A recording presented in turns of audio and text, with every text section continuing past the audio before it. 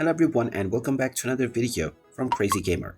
In this video, I'm going to show you how to log in to the Ludo King game using your Facebook account. So let's get started right away. First of all, open up the Ludo King game on your device. And once you open it up, you will see various different options to log in with either your Facebook, your Google account or your Google Play games. You can also click on Play as Guest. In order to log in with Facebook, click on the Login with Facebook button.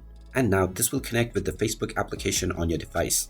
And if you are already logged into the Facebook app, you will simply need to click on the Continue As button.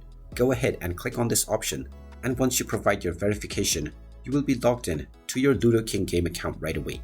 You can now start enjoying your game from wherever you left it off in the past, and all of your progress will return back into your account.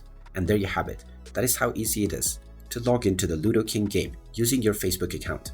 If you find this video helpful, make sure you hit that like button and subscribe to our channel if you haven't done so already.